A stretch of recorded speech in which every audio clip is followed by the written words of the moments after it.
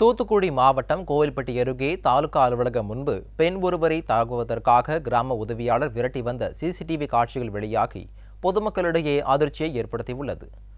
கோவில்பட்டி அருகே உள்ள பிள்ளையார் நத்தம் கிராமத்தில் கிராம உதவியாளராக பணியாற்றி வரும் சண்முகவேல் மீது மாவட்ட ஆட்சியர் அலுவலகத்தில் பல்வேறு புகார்களை அப்பகுதி மக்கள் அளித்துள்ளனர்.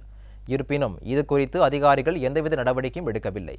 இந்நிலையில் தாலுகா அலுவலகம் முன்பு இரவு நேரத்தில் பெண் ஒருவரை தாக்குவதற்காக சண்முகவேல் விரட்டிய சம்பவம் அப்பகுதி மக்களிடையே அதிர்ச்சியை ஏற்படுத்தியுள்ளது. தாக்குதல் சம்பவம் குறித்த சிசிடிவி காட்சிகள் இணையத்தில் வெளியாகி காண்போரை அதிர்ச்சிக்குள்ளாக்கியுள்ளது. மேலும் கிராம உதவியாளர் சண்முகவேல் வன்முறையை பரப்பும் நோக்கில் கத்தியுடன் போஸ் கொடுத்த புகைப்படமும் வெளியாகி மக்களை அச்சத்தில் ஆழ்த்தியுள்ளது. போலீசாரின் மெத்தனத்தால் இதுபோன்ற சம்பவங்கள் அதிகரித்துள்ளதாக அப்பகுதி மக்கள் குற்றம் சாட்டுகின்றனர்.